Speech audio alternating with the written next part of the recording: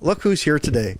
I'm so lucky and I'm so happy to finally meet you, Yeah. Tim Chaisson. Hey, how's it going? That's just great. You were awesome. I mean, you just did your I guess, was that your first showcase at the Folk Music Ontario? Yeah, the first showcase of the weekend, and then just two more tonight, and that's it for this weekend. But yeah, It was awesome. You were awesome. I mean, it just knocked it out of the park. And this is new for you, the folk festival. I mean, coming here. yeah. You know what? I haven't done Folk Music Ontario before. I've done Folk Alliance, and a few other like kind of folk conferences and stuff. But this is my first time doing it. I was going to do it last year, but I was in Australia at the same time, so I chose the Australian tour over doing this. But yeah.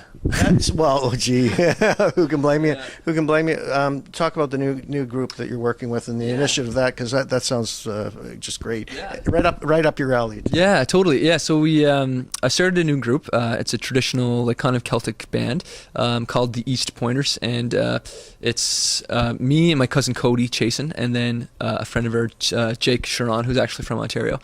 And we started like about 6-7 months ago and recorded a little EP, and but it's like a lot busier than we thought we'd have it. It was kind of just the plan to be like a little side project, but it's it's like way busier than we thought. We're gonna do a tour in Australia as well after my tour there, and like I'm gonna play a couple of festivals this summer coming up. And You've got such flexibility in terms of your performance and what you can do. It must be nice to go from one and back to the other whenever you can and feel like it. Yeah, totally. And with the East Pointers, it's just all tunes for the most part, like, a song here and there. And whereas what I do is I'm a songwriter, so it's just nice to be like my fiddle's my first instrument and what I always grew up doing and playing. And and we're actually doing a tour.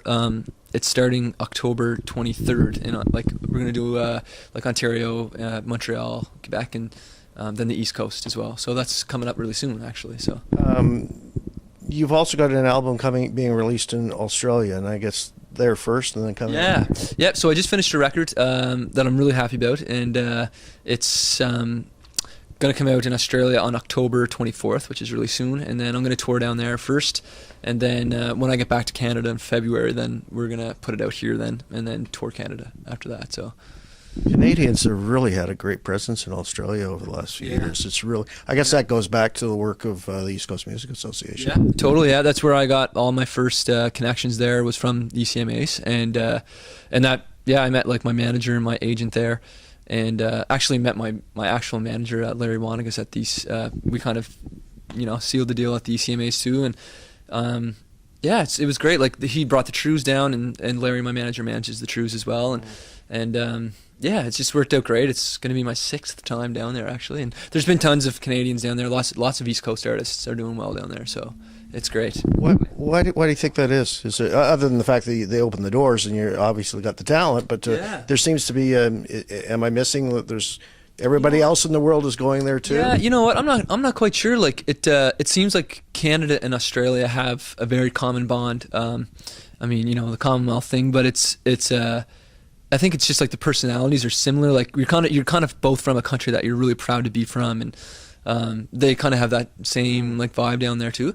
And they're music lovers, and they love Canadians, and it's great. Yeah, when you say you're from Canada, they kind of just instantly like you. So that's a good thing. Why was the decision made to release the album in Australia first? What was the strategy behind it? Yeah, well, you know what? It was kind of one of those things. When I finished the record, we were planning on having it out this fall. Like that was kind of the master plan, was to have it out this fall, tour Canada, and then go to Australia.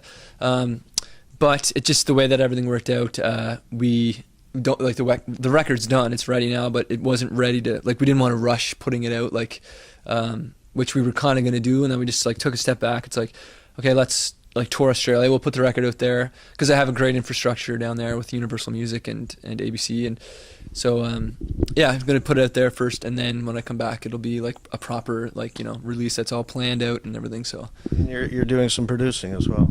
Yeah, produced Amy and Rachel Beck's record, and it was awesome. It was fun, and I'm looking forward to doing more of that. So yeah, just a full schedule. Yeah, it's pretty flat out. Yeah, listen, it's such a pleasure to meet you, and just to see you. Yeah. It's we've been talking back and forth for so long now, and true, put a face to it and say, this. And thanks for all the work that you do promoting all the East Coast stuff too. That's amazing. It's great to have